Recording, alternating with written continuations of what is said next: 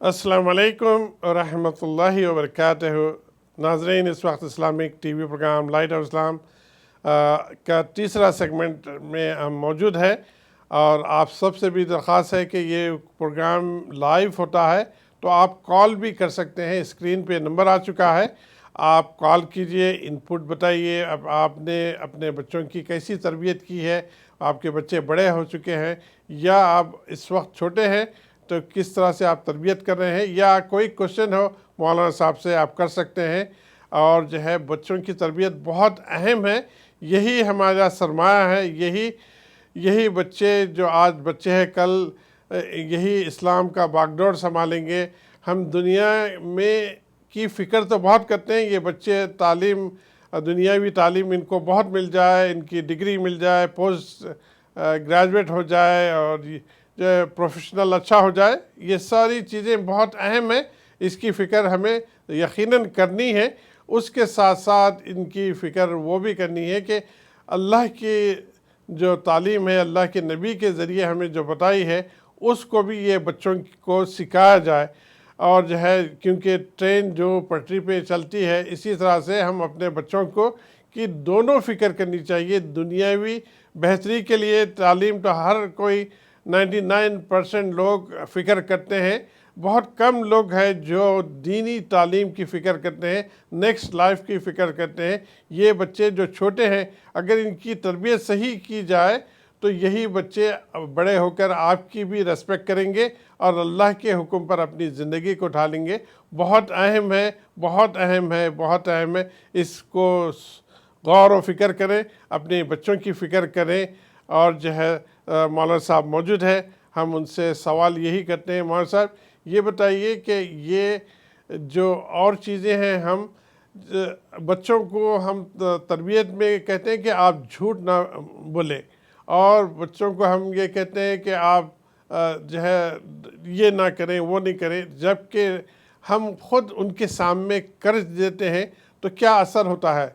अगर बच्चों को कहते हैं कि झूठ ना बोलें और हम खुद झूठ का इस्तेमाल करते हैं, तो ये झूठ तमाम गुनाह के बीमारियों का जो है, अल्लाह के नबी तो यही कहे ना कि तमाम मोमिन तो दूसरी चीज़ें कर सकता है। जब झूठ का पूछा गया तो मोमिन और झूठ मुख्तलिफ चीज़ है। जी बताइए, झूठ के जी ताल्लुक से। आपने जी बिस्मिल्लाहिर्रहमानिर्रहीम आपने बड़ी अच्छी बात की, क्योंकि तरबियत जब हम कर रहे हैं, जैसे हम गुफ्तगू कर रहे थे कि कुरान करीम कब से शुरू कराया जाए, तो अब तो ये है कि कम अज़ कम नाजरा जो है वो बच्चे को सबसे पहले पढ़ाना चाहिए।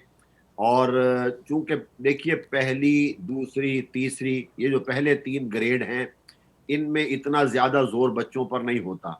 तो अगर माँ बाप थोड़ा सा वक्त दें और इस बात की निगरानी करें कि हमारे बच्चा कुरान सही पढ़ रहा है या नहीं पढ़ रहा है, तो पहले 2-3 सालों में बच्चा कम से कम कुरान अपना आराम से हिफ्ज ना भी करे, तो 6 महीने लगा के, साल लगा के, कम से कम अच्छी तरह बच्चे को नाजरा पढ़ाया जाए, बच्चों को भी बच्चियों को भी।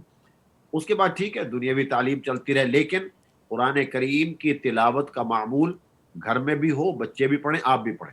अब जो आगे आगे चलती हैं बातें, तो देखिए, सैयदना शेख अब्दुल कादिर जीलानी रहमतुल्लाह अलैह, जिनको हम पीरान पीर कहते हैं, और माशाल्लाह वो अपने वक्त के बहुत बड़े कुतुब और गौस थे, और आज तक अल्हम्दुलिल्लाह लोग उनका इत्तिबा भी करते हैं, उनके नाम लेते हैं। और जाहिर है कि वो ऐसी शख्सियत है कि उनका जिक्र किया जाए, और उनका जिक्र करना खुद हमारे लिए बाइस फ़ख्र है।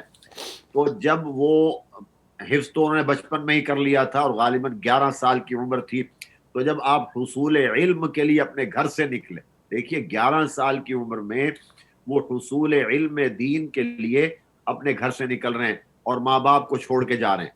बहरहाल, उस वक्त चूंकि हालात जो थे और थे, और दूर दराज ही लोग थे जो इल्म दीन पढ़ाते थे, या कस्बात में और देहातों में कम था। बहरहाल, तो जब वो निकले तो वालदा ने उनकी जो सदरी थी, जो उन्होंने ऊपर पहनी हुई थी, उसके अंदर 30 दिरहम या 40 दिरहम, 40 दीनार रख दिए सोने के, और वो अंदर बंद कर दिए।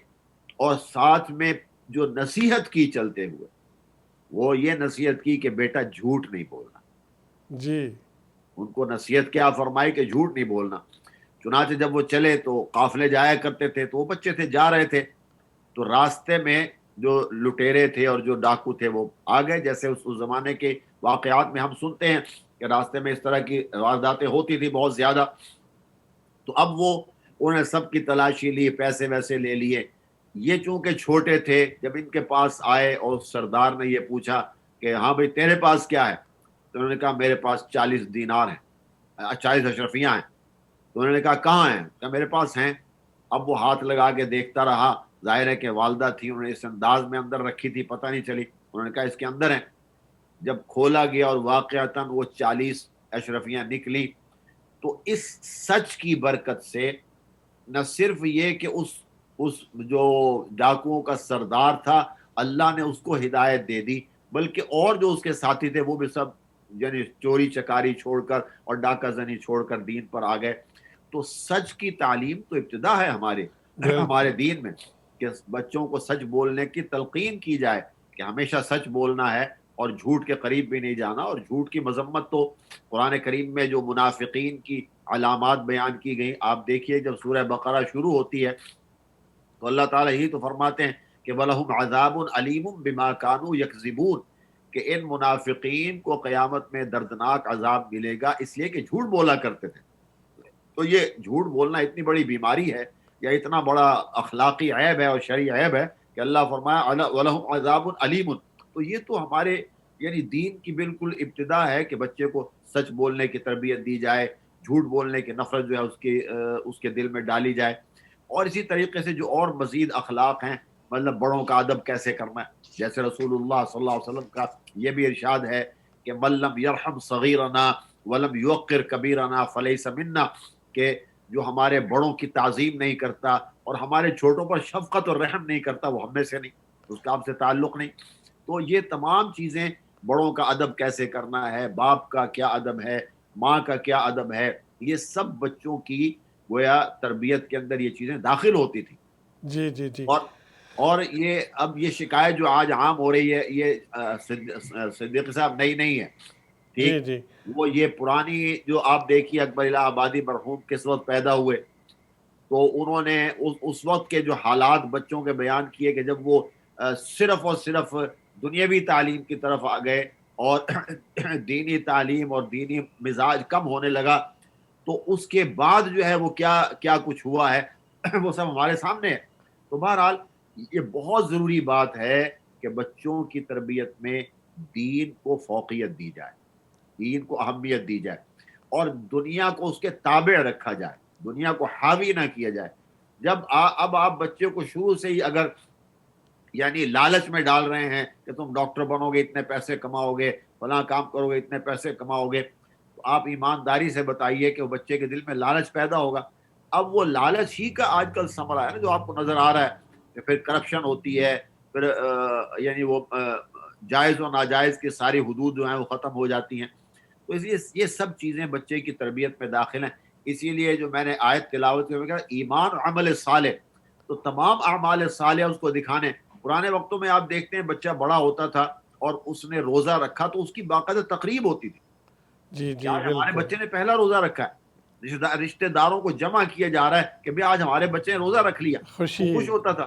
اچھا اگر اس کو سورہ فاتحہ یاد ہو گئی تو وہ تقریب ہوتی تھی کہ آج ہمارے بچے نے سورہ فاتحہ سیکھ لی ہے. چند لوگوں کو اپنے بھائی دوستوں کو بلایا، بھائیوں کو بلایا، بھئی آج ہم کھانا دے ماشاء رہے اللہ ہیں. ماشاء تو اللہ افتتاح قرآن کی تقریب ہوتی تھی کہ آج ہمارا بچہ مکتب میں جائے گا اور ماشاء قرآن اللہ. کریم پڑھنا شروع کرے گا، تو باقاعدہ مٹھائی تقسیم ہوتی تھی. جی اور جی مجھے اچھی طرح یاد ہے جب کسی بچے کا ناظرہ سپارہ ختم ہوتا تھا تو یقین مانے اس زمانے میں کوئی بڑے لوگوں کے پیسے تو نہیں تھے، لیکن وہ اس کے ماں باپ پھولیاں اور چنے یہ بھیجا کرتے تھے مسجد میں کہ جاؤ بچوں میں تقسیم کر دینا، ہمارے بچے نے سپارہ ختم کر لیا. ماشاء اللہ ماشاء اللہ. یہ دین کا جب کوئی بھی سٹیپ وہ اٹھاتا تھا تو خوشی ہوتی تھی اور بچے ماں باپ بھی خوش ہوتے تھے. اب وہ کہاں چلی گئی چیزیں؟ اب وہ بات ہے جو آپ فرما رہے ہیں. اب تو دیکھیں علماء تو پہلے سے کہہ رہے تھے اور اہل علم اور دیندار لوگ تو پہلے سے کہہ رہے تھے کہ بھئی یہ جو سیل فون آیا ہے یہ خدا کے لیے بچوں کے ہاتھوں میں نہ تھماؤ. اب لوگ وری کر رہے ہیں، کیوں؟ اس وقت بات نہیں سنی، اب سن رہے ہیں. کیوں؟ کہتے ہیں جب آنکھوں پہ فرق پڑتا ہے، دماغ پہ فرق پڑ جاتا ہے, گفتگو میں فرق پڑ جاتا ہے. وہ بچہ چپ چپ چپ چپ بیٹھا ہوا ہے, اس کو یعنی پھر اس کو دوائیں دی جاتی ہیں کہ اس طرح بولنے لگے, پھر اسے سیل فون چھینا جاتا ہے, پھر وہ روتا ہے, چنگھاڑتا ہے. اور تو اس لیے ان چیزوں کی بجائے ہم, جیسے آپ نے فرمایا کہ بہتر بات یہ ہے کہ ان کے دل میں قرآن, ان کے کانوں میں قرآن ڈالا جائے. اور ان کو یہ آج بھی میں میرے جو بچے پڑھنے آتے ہیں تو میں ماں باپ سے یہ کہتا ہوں ہم تو پڑھا کے بھیج دیتے ہیں, آپ کا کیا شیئر ہے اس میں؟ جی جی آپ جی کو بچوں سے پوچھنا چاہیے آج کیا سبق لے کے آئے ہو. اگر بچے کو کلمے نہیں آتے آپ ہمیں بتائیے کلمے سکھائیں, کیوں نہیں سکھا رہے؟ یا بچے کو پہلا کلمہ بھی نہیں آتا, دوسرا نہیں آتا, کیوں نہیں آتا؟ کلمہ شہادت تک نہیں آ رہا ہوتا. تو اس کی وجہ یہ ہے کہ کچھ ہماری تربیتوں میں کمی آتی جا رہی ہے, جی اس لیے دین بھی کمزور پڑتا چلا جا رہا ہے. بالکل بہرحال بالکل. یہ ایک بڑا آپ سیکنڈ اپنے بڑوں کی عزت, اور یہ بھی آپ نے کہا نا بڑوں کی عزت وغیرہ, جی جی بلکہ ہمیں اللہ کے نبی کی تعلیمات میں یہ بھی پتہ چلتا ہے کہ ہم بچوں کی عزت کریں گے, بچے عملی طور پہ سیکھیں گے کہ پھر وہ بڑوں کی عزت کرے. تو ہم دیکھیں بچوں کی بھی ہمیں عزت کرنی چاہیے, ریسپیکٹ کرنی چاہیے, ان کے ساتھ پیار کا معاملہ کرنا چاہیے تاکہ جی صاحب, وہ یہ ساری جو چیزیں سیکھیں. جو دوسرا جملہ ہے نا, دیکھیے دو جملے فرمائے نا رسول اللہ صلی اللہ علیہ وسلم نے, ایک ہے ملم یوقر کبیرنا, اور دوسرا وملم یرحم صغیرنا. تو بچوں پر رحمت و شفقت کا بھی تو حکم ہے نا ساتھ میں, جی کہ جی جی بچوں پر وہ رحمت و شفقت کیا ہے؟ وہ یہی تو ہے کہ جو ان کے ڈیو رائٹس ہیں, جو ان کے حقوق ہیں, جو آپ کے ذمہ واجب ہے, ان کو پورا کرنا. اس میں یہ بھی ہے کہ آپ بچے کو ہیوملیٹ نہیں کریں گے, اس کو ذلیل نہیں کریں گے, اس کی جو عزت ہے نفس ہے اس کو مجروح نہیں کریں گے. تو بہت سے, جی جی کل میں ایک بس بات عرض کر کے ختم کرتا ہوں. ایک بات کل ہی ایک صاحب نے بیان دیا, کیونکہ آج کل جب بچے مسجد میں جاتے ہیں بھاگتے ہیں تو لوگ بڑی غرا کے دیکھ رہے ہوتے ہیں, یعنی جی امریکہ میں بھی لوگ غرا کے دیکھ رہے ہوتے ہیں, اور بس ان کا دل کرتا ہے کہ مجھے چونکہ یہاں مارنے کی زیادہ بنا, ان کا دل کرے سب کی ٹھکائی کر دیں اٹھا کے. تو انہوں نے یہ کہا, کسی کا انہوں نے قول نقل کیا, انہوں نے کہا کہ انہوں نے یہ کہا ہے کہ جس نماز کو تم مسجد میں ادا کر رہے ہو اور پیچھے بچے شور نہیں کر رہے یا پیچھے بچے نہیں ہیں, تو سمجھو کہ تمہاری اگلی جنریشن پر تم نے فاتحہ پڑھ دی ہے. اچھا اچھا, اللہ کیونکہ یہی اکبر. تو بچے ہیں جو آگے چل کے بڑے ہوں گے. اللہ عمل کی توفیق عطا فرمائے. امین دعا کر امین. لیں. الحمدللہ رب العالمین والعاقبۃ للمتقین والصلاة والسلام علی رسولہ الکریم سیدنا و مولانا محمد وعلی آلہ واصحابہ اجمعین. یا اللہ ہمارے گناہوں کو معاف فرما, ہمارے امین پروگرام کو قبول فرما, اور امین یا اللہ اس کو مزید وسعت نصیب فرما. امین. صدیق صاحب کو یا اللہ اس کا اجر جزیل عطا فرما, اور اے اللہ ہم سب کو دین کا کام کرنے کی, دین کی خدمت کرنے کی مزید ہمت و توفیق نصیب فرما. ہم امین سب کو بے عملی سے, بے راہ روی سے, اور یا اللہ بد عملی سے محفوظ فرما. امین. جتنے بھی خیر کے کام ہیں ہم ان کے کرنے کا یا اللہ آپ سے سوال کرتے ہیں, اور جتنے منکرات اور برائی کے کام ہیں یا اللہ ان کو چھوڑنے کی آپ سے توفیق مانگتے ہیں. امین. مساکین کی محبت مانگتے ہیں. یا اللہ جب ہمیں آپ دنیا سے اٹھانے کا ارادہ فرمائیں تو ہمیں کسی فتنے میں مبتلا کیے بغیر اپنے پاس بلائیے. اور اے پروردگار عالم, ہم آپ سے آپ کی محبت مانگتے ہیں, اور اس شخص کی محبت مانگتے ہیں جو آپ سے محبت کرتا ہے, اور اس عمل کی توفیق مانگتے ہیں جو ہمیں آپ کے قریب کر دے. یا اللہ ہمیں ان لوگوں میں شامل فرما لیجئے کہ جب کوئی نیک کام کرتے ہیں تو خوش ہوتے ہیں, اور یا اللہ جب کوئی برائی اور گناہ کا کام سرزد ہوتا ہے تو فوراً استغفار کرتے ہیں. اللہم اجعلنا من الذین اذا احسنوا استبشروا واذا اساءوا استغفروا.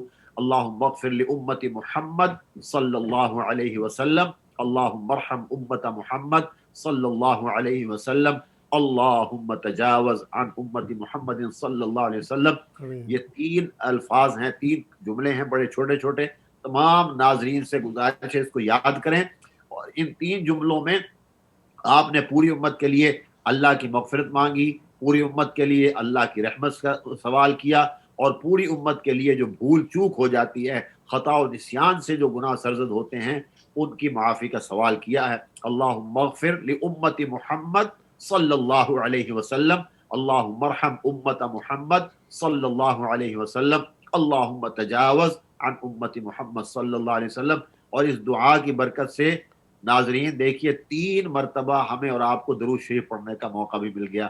اللہ ہمیں عمل کی توفیق عطا فرمائے. آمین جو ہمارے بڑے اکابرین دنیا سے چلے گئے اللہ سب کی مغفرت فرمائے. آمین اور جتنے ہمارے دوست احباب جن کے ماں باپ دنیا سے چلے گئے اللہ ان کی مغفرت فرمائے اور اللہ ان کے قبور کو جنت کے باغات میں تبدیل فرما دے. آمین یا اور رب جو العالمین. جن کے ماں باپ زندہ ہیں اللہ ان کے سائے کو تادیر ان کے سروں پر قائم و دائم فرمائے اور ان کی خدمت کر کے ہم سب کو جنت کمانے کی توفیق عطا فرمائے. آمین. اور صلی اللہ تعالی علی خیر خلقہ سیدنا و حبیبنا و شفیعنا و مولانا محمد وعلی آلہ و اصحابہ اجمعین.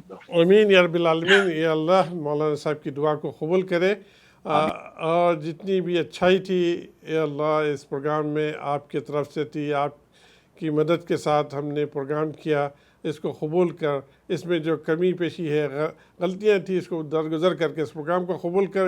اس کا اجر میرے والد مرحوم محمود صدیقی کو اور میری والدہ محترمہ حمیدہ صدیقی کو عطا فرمائے. ساتھ ساتھ جتنے لوگ اس پروگرام سے منسلک ہیں، جتنے لوگ اس پروگرام کو دیکھ رہے ہیں یا دیکھنے والے ہیں، سب کو اس کا اجر عطا فرمائے. جتنے لوگ آدم علیہ السلام سے لے کر آج تک ایمان کی حالت میں آپ کے پاس آ چکے ہیں، یا اللہ ان سب کو اس کا اجر عطا فرمائے. اسی نوٹ کے ساتھ آج کا پروگرام کا اختتام. انشاءاللہ جو بھی بولا گیا اس پر مجھے عمل کرنے کی توفیق دے اور ہمارے ناظرین کو، سامعین کو عمل کی توفیق دے. السلام علیکم ورحمۃ اللہ وبرکاتہ.